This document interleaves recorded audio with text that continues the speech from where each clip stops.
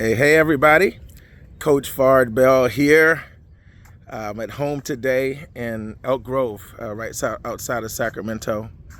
I don't know what it is about the water, but I just love being by the water with my water people. So I'm doing a better job at just showing up and communicating. Who else could do a better job at showing up on social media, communicating to your tribe, your followers, your fans, your community? And so for my new friends that don't know me yet, I'm Coach Fard Bell, best-selling author of the book Born to Rule, 7 Steps to Claiming Your Freedom and Living Your Purpose.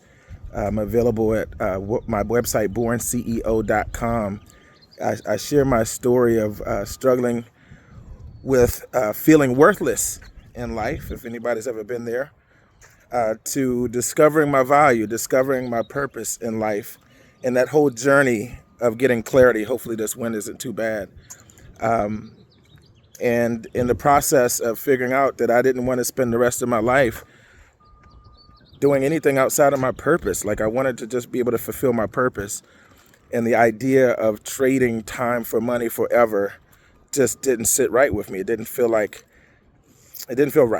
And so I share my journey of figuring out how to get free. Was able to retire early by the age of 22 years old.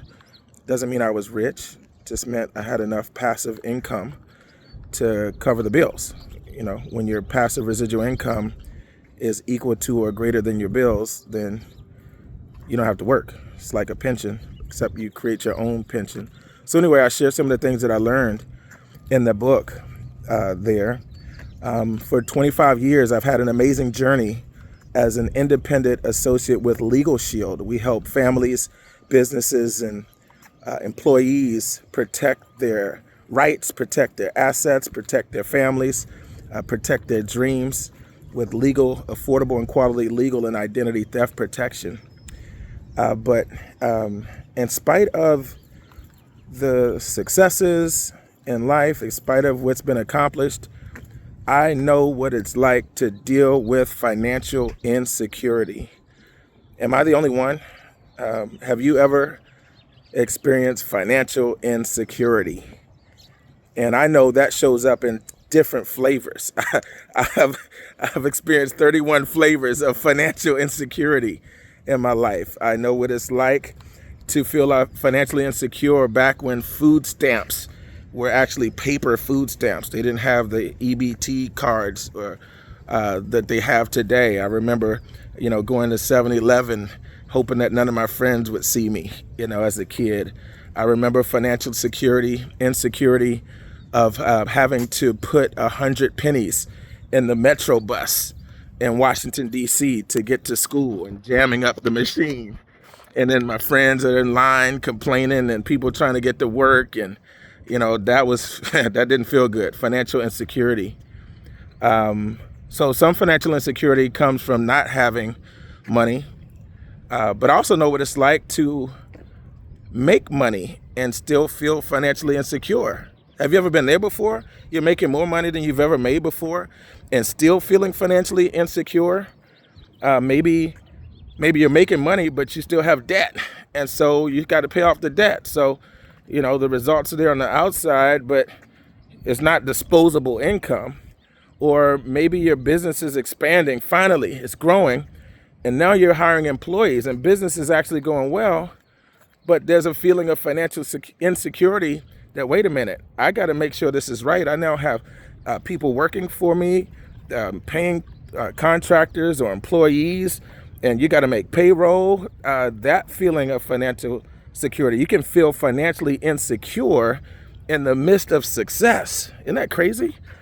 I know what it's like to see the repo person come and take the car. I know what it's like to have to leave the home in the middle of the night, pack things up, and lose a home. I know what it's like to, you name it. That's what I say. I probably have 31 flavors of financial insecurity that I've experienced. So the question is, how do you handle that? How do you protect yourself from stress, from depression, from overwhelm? How do you get up in the morning? How do you move forward? How do you keep your head up? How do you keep from getting caught up in pessimism? Like, man, it's just the situation is just so glim. And you've got your own answer. So hopefully you all will share some of the things that help you, which you remind yourself or which you've done in the comments here. I'm going to share a few things that have helped me and things that I remind myself. And if I were to go back in time and speak to the younger me, or even the present me or the future me, whenever feeling financially insecure, sometimes people are doing very well and they're afraid that they might lose it. And so financial security can show up on so many levels. So here's number one. The first thing, five tips, 5 things that come to my mind that help me. Number one is detach your identity from your circumstances. Detach your identity from your circumstance. I am not my circumstances. I am not my situation. In fact, I am a spirit in a body with a soul. I am a spirit in a body with a soul. I'm not my body. I'm not my bank account. I'm not my house. I'm not my car. I am not any of those things. I'm not the economy. I am not I'm none of that. So who I am is completely different from what I'm experiencing in this particular season, or what I'm going through, or what I have, quote unquote, physically. And so it's really important to detach your identity from your circumstance and never confuse the two. And to learn the difference between a fact and the truth. One of the most powerful things I ever learned, I used to fly out to the Bahamas when I learned about the great late Dr. Miles Monroe. And I would just sit at his feet and receive some of the wisdom that God was just pouring through him. And one of the most profound things I ever heard him teach on was the difference between a fact and the truth. And he said, if I open my hand, and in my hand there's an apple seed, he said the physical fact is that I'm holding one seed in my hand. That's the fact. He said, but the truth is the invisible truth. The truth is that inside of that apple seed is an apple tree. And on that apple tree are apples. And inside of those apples are 6 apple seeds. And inside of each of those seeds are trees which have apples, which have seeds, which have more trees, which have more apples. So the fact may be that I'm holding in my hand a seed, but the truth is I'm holding an orchard. I'm holding an orchard. And depending on which you focus on will determine your outlook on life and what is possible. And so if I only acknowledge the physical fact that I'm holding a seed, but I ignore the invisible truth that I'm holding an orchard, then I could fall into a depression. I could fall into discouragement because I'm only focused on the physical fact instead of focusing on the invisible truth. So learn that difference. And even in the midst of tough times, the facts are tough, but there's so much truth that you can draw inspiration from, and you can gain wisdom from, and possibilities and ideas, and there's opportunity. There is always opportunity in the midst of circumstance. In every adversity, there lies within it the seed of an equal or greater benefit. So that's number one, is detach your identity from your circumstances and learn the difference between the fact and the truth. Number 2, turn down your TV and turn up your PD. Turn down your TV and turn up your PD. TV, television, media, negative. I'm talking about the negative aspect. You got negative news happening, all this stuff happening, reminding you of the facts and the circumstances, and it's all bad, and it's all going to where you know where. I learned to turn down the TV and turn up my PD, personal development. Personal development. What is personal development? I listen to positive, empowering things that help me focus on where I'm going and what I'm capable of, and improving myself. Spiritual growth. Improving my mindset, my skill set, my strategies, developing myself to be more influential, to have more, to take charge of my life, to take charge over what I can control. And so I turn down the TV or any negative influence out there, and I turn up the PD, the personal development. I focus more on where I want to go more than where I am right now. That's a big tip. Focus more on where you want to go than where you are right now. There's a reason why in your vehicle, the rear view mirror is smaller than the windshield. There's a reason why the windshield is bigger than the rear view, so you can focus more on where you're going than where you came from. This too shall pass. All seasons in life are temporary. There's a good book by Jim Rohn called Seasons of Life. Seasons of Life. I highly recommend it. Small book, easy to read, by Jim Rohn, ROHN as in Nancy. Seasons of Life. You can check out some of his stuff on YouTube. There's a beautiful program called Challenge to Succeed. One of the most profound programs I've ever listened to besides the Bible itself. Challenge to Succeed by Jim Rohn. Check it out on YouTube or get the audio. So anyway, number 3, don't allow yourself to get stuck playing the blame game. Oh, anybody ever been in that place?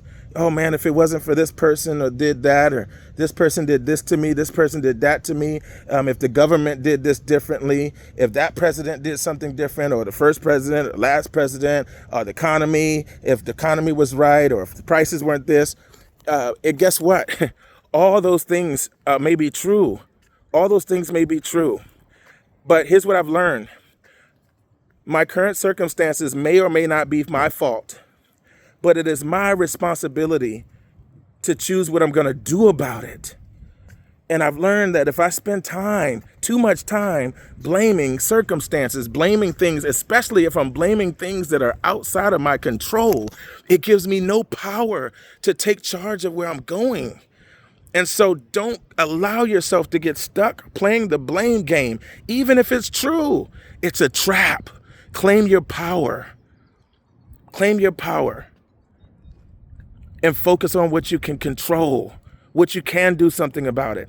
That leads to number 4. Number 4, make a plan and get busy working it.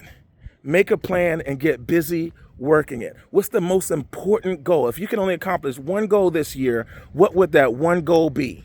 That one major goal that would take care of almost everything else that you want to accomplish. What would that one major goal be that would be worthwhile, even if it was challenging, even if you had to learn some new skills, even if you had to grow and stretch, even if it's a little bit scary, it's big. If it's an elephant-sized goal, don't worry about it. If it's worth it, go after it.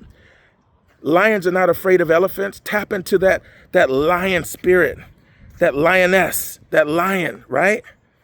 You know, I was just reminded of a scripture, the righteous are as bold as a lion, right? Be bold like a lion. And guess what? Lions eat elephants for lunch. Lions eat elephants for lunch. And the part they don't tell you, they do it as a team. They do it as a team.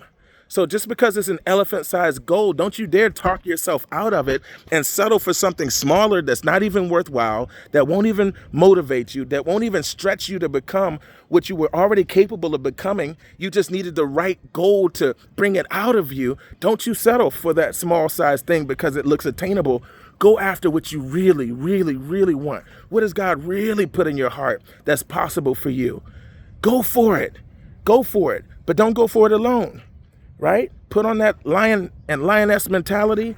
Eat that elephant, break it down into bite-sized pieces. You know, a lion eats an elephant one bite at a time. And the part they don't tell you is that they do it with a team, a pack, a pride. So get your team together, get your pride together, and eat that elephant this year. And so as you're making that plan and you're getting busy working it, let that be taking up so much of your focus that you are fruitful, you're productive, that other people are complaining about the circumstances and they're not getting any better, but you're being fruitful and you're able to inspire others how to get out. And sometimes you got to go when others aren't ready to go and just build and put your head down. And sometimes you got to leave and then come back. So make a plan, get busy working it, learn the ABCs of financial freedom. The key to overcoming financial insecurity is to focus on financial freedom. Focusing on just surviving isn't going to get us free. You can focus on survival and still feel financially insecure. Focusing on just being comfortable isn't going to get us financially free. We can focus on being comfortable and still feel financially insecure. But if we focus on freedom and abundance, putting ourselves in a place where we're financially free, financially abundant, and way ahead of lack, way ahead of just settling for comfort, all of a sudden we can start to replace those feelings of financial insecurity. So learn the ABCs of financial freedom. There's a free video at BornCEO.com. Watch that video. It's life-changing. It's life-changing. And then put your plan together. Get serious about your residual income business. Many of you already have an opportunity. God has already given you that opportunity to change your situation. He's already made the provisions, but we're playing around with it. We're not taking it seriously. Ask me how I know.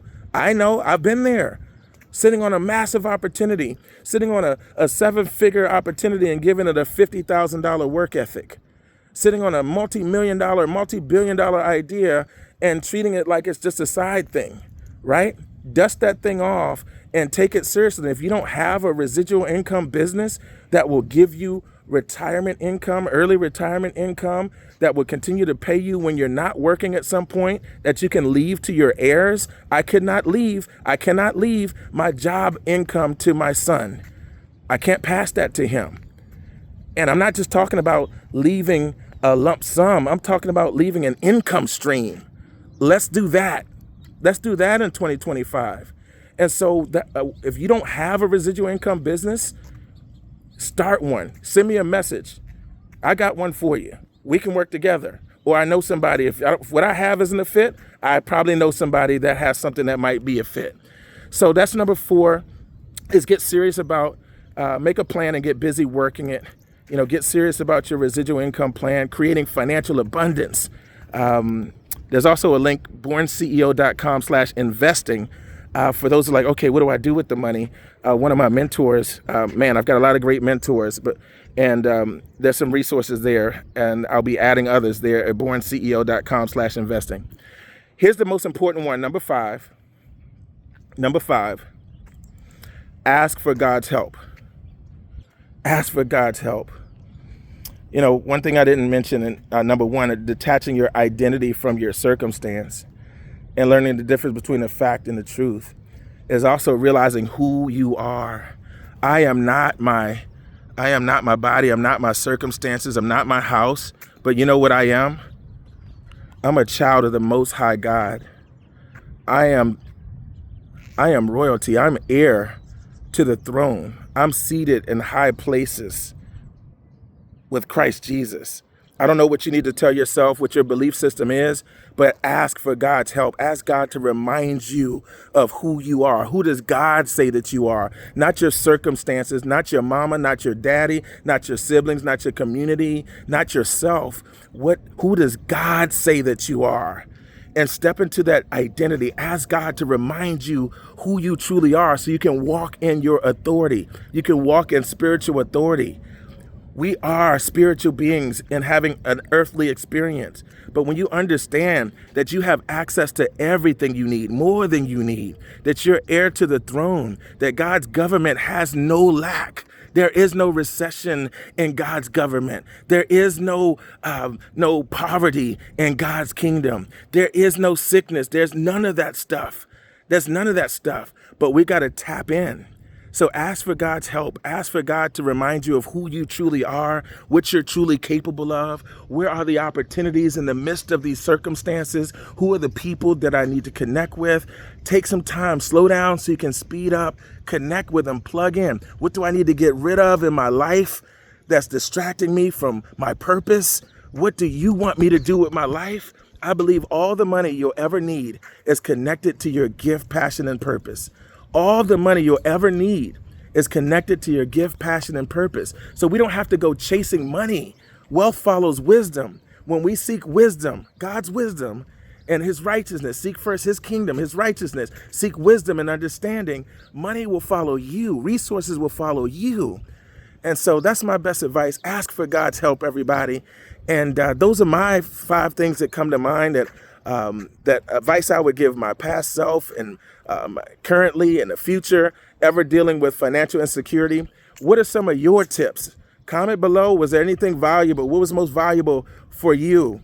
Comment on that. What are some of the tips you would share with yourself or others that might be struggling? And how do you get over it? If this was valuable to you, like the video, share it, tag people, comment below. And if I can ever be of service to you, reach out, send me a private message. I'll do anything I can to serve. With that, until next time, have a great day, everybody.